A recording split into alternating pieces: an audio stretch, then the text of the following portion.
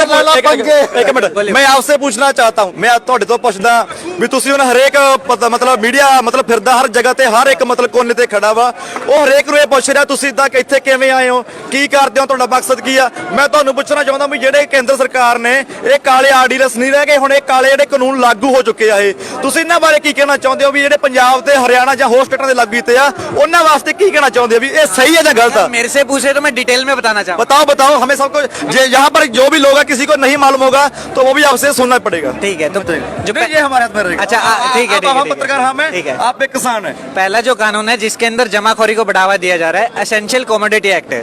पहले क्या होता था, एक लिमिट होती थी, आप लगा लीजिए मेरे पास अच्छा खासा पैसा है लेकिन मेरे पास एक लिमिट है कि आप इतना ही अनाज रख सकते हैं, खाने पीने का जो अनाज है, लेकिन अब उसको कर दिया कि आप कितना भी रख लो, कितना भी स्टोर करेंगे। अब आप किसान हैं, आपने सबने एक फसल उगाई, अगर मेरे पास अच्छा खासा पैसा है, अडानी अंबानी जितना है, तो क्या होएगा, पूरा का पूरा मैं एक राज्य की फसल खरीद सकता हूँ और अपने पास स्टोर करूंगा। बड़े बड़े कोल्ड स्टोरेज होम है कि उनको एक लंबे टाइम तक रख सकता हूँ। मार्केट में आएगी शॉर्टेज, तो बाद में जब अपने हिसाब से उसकी सप्लाई देना शुरू करूंगा अपने रेट के मुताबिक, जो किसान 10 रुपए में अपनी फसल बेच रहा है वो 15, 20, 50 में खरीदने को मजबूर हो जाएगा।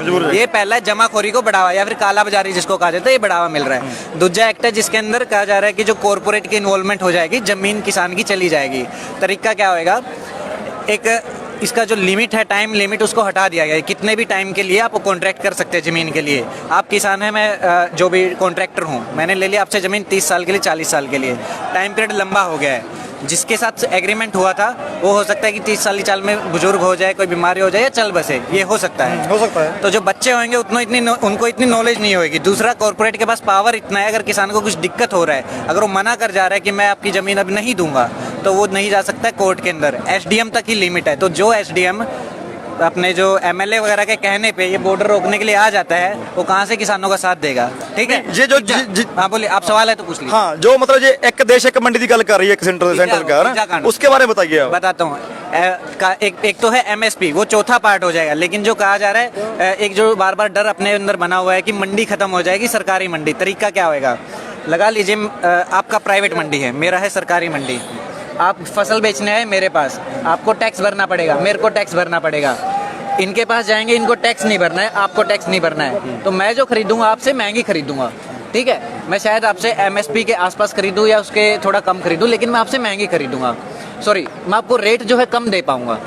ये है प्राइवेट मंडी में। अभी जो बोल रहे हैं कि इससे क्रांति आ जाएगी, जिस हिसाब से सरकार बता रही है, तो क्रांति कैसे आएगी, ये आपके पहले 1-2 साल में आपको देंगे अच्छा खासा रेट, मेरे से देंगे 100 रुपया, 200 रुपया, 1000 रुपया, 1000 रुपया ज्यादा। आप अब जो पूरे ग्रुप को, एक गाँव को अगर मिल रहा है प्राइवेट मंडी के अंदर अच्छा रेट है, जो सरकारी मंडी में मैं बैठा था, मैं क्या करूँगा, काम धंधा बंद करके प्राइवेट में मैं भी आ जाऊंगा। ठीक है, ये होगी सरकारी मंडी खत्म। अब यहाँ पे कोई नहीं जाएगा, कोई काम करने वाला नहीं है, बच गया ये अकेला। तो ये कहेगा जिसका 1000 रेट दे रहा था वो बोलेगा 500 दूंगा, खरीदना है तो खरीदो। मंडी इस तरह से खत्म होगी। एमएसपी का हाँ, जो एक मिनट, एक मेरा सवाल और है। कुछ फसलों पर सरकार ने एमएसपी लगा रखी है, ठीक है। हुण साडे पंजाब दे विच जो मक्की दा रेट सी, जमन के कणक जी साडी विकी आ 1925 रुपए रेट साडी कणक का, ठीक है। उस तो बाद जो अज का रेट आ वो 1400 रुपए, 1500 रुपए रेट आ। सरकार ने एमएसपी रेट तो यह गल कही सी एमएसपी रेट तो असीं घट तो फसल नहीं खरीदांगे, पर हुण 1400-1500 तो क्यों खरीद रही है? तो सरकार जो खरीद रही है उस पर कार्रवाई क्यों नहीं कर रही? वही तो नहीं करना चाह रहे हैं ना। नहीं, पर ये कानून उसके लिए फायदेमंद है ना उनके लिए। तो मैं बताता हूँ, मैं इसका जवाब नहीं दे सकता, इसका जवाब सरकार देगी। लेकिन डिमांड तो यही है ना कि इसकी गारंटी दो, जो नहीं खरीद रहा है उसको सजा दीजिए। डिमांड, इसी डिमांड के लिए यहाँ पे किसान बैठे हैं।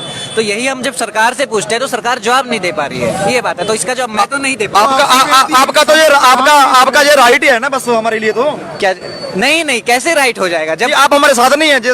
जिन मांगों के लिए हम आए हैं आप नहीं वो चाहते वो उनकी मांगे पूरी। आपको क्या लगता है मैं आप लोगों से बात कर रहा हूँ? नहीं, मैं वही तो बोल रहा हूँ, आपका हमारे लिए राइट ही है ना। सही है। हाँ, तो वही डिमांड है किसानों की, एकदम सही है। सरकार, अगर सरकार में इतना दम है, वो बोल रही कि हम सही है, जैसे वाराणसी में मोदी जी जाके बोल देते हैं कि किसानों को समझाने की जरूरत है, क्रांतिकारी बिल है, इस हिसाब से वो बोलते हैं। किसानों को बुद्धू समझते हैं, मीठी गोली दे रहे हैं।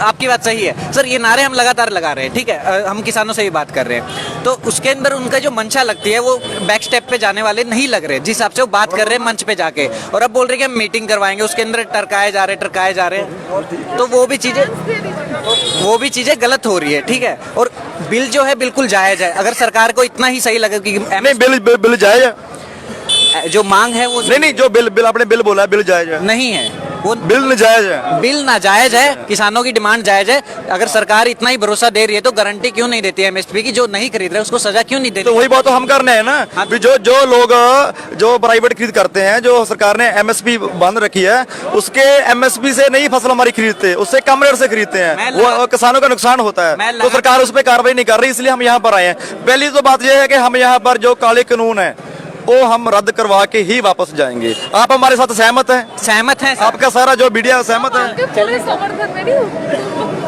चलने दो। मीडिया आपके साथ है सर, लेकिन सिलेक्ट आपको करना पड़ेगा कौन सा मीडिया है। घर पे जो लोग टीवी देख रहे हैं, आपको समझाना पड़ेगा कौन सा चैनल उनको देखना है, कौन सा नहीं देखना। हम आपके चैनल को सब्सक्राइब भी करेंगे, फॉरवर्ड भी और आगे भी ले जाएंगे।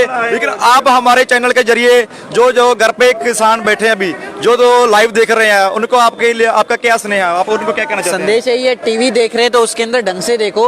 जो भड़काऊ चीजें हो रही है, लगातार बताई जा रही है कि किसान जाके हिंसा फैला रहे हैं, ये चीजें बताई गई थी। मैं वो वर्ड यूज नहीं करना चाहता जो उन्होंने यूज किए हैं। और चैनल का नाम बता देता हूँ, जी न्यूज है, सबसे बड़ा जो चैनल, मतलब नहीं, आपका जी न्यूज से आप नहीं माइक कौन सा है, माइक कौन सा जी है? न्यूज से तो हमारा पारा चढ़ जाता है, वो तो हमें- हाँ, नहीं वो नहीं, चढ़ना लाजमी है नहीं, वो ठीक सर, है। वो पारा चढ़ना लाजमी है, हाँ। क्योंकि उन लोगों ने जिस तरीके से प्रेजेंट किया है, और खालिस्तानी बता रहे हैं वो तो तो वही चीज गलत है ना। वो हमारी पता नहीं कहाँ से एक वीडियो लिया उन्होंने, वही कभी बोल रहे नहीं हैं। सुनते उनको, हम नहीं सुनते। और मेरा भाई ये क्या चीज कहते हैं? खाली हमारे कहने से नहीं होगी, आपको अपने अड़ोस पड़ोस में बताना पड़ेगा, अपने घर पे बताना पड़ेगा। ये जो भड़काऊ डिबेट हो रही है ना, जिसमें मजा आ रहा है लोगों को देखने में, वो चीज बंद करनी पड़ेगी। किसानों के बच्चे अब पढ़ देखना लिखे बंद हैं, करना वो पड़ेगा। किसान मैं बताता हूँ, ये जो संघर्ष चल रहा है आज से तकरीबन 5 महीने से पहले से चल रहा है संघर्ष।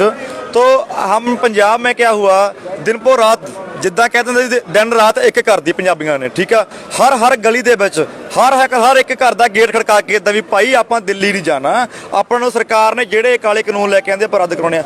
100 ਦੇ ਵਿੱਚੋਂ 80% ਕਿਸਾਨ ਇੱਥੇ ਪਹੁੰਚੇ ਆ, ਜਿਹੜੇ ਨਹੀਂ ਪਹੁੰਚੇ ਉਹ ਵੀ 1-2 ਦਿਨਾਂ ਤੱਕ ਪਹੁੰਚ ਜਾਣਗੇ। भाई ये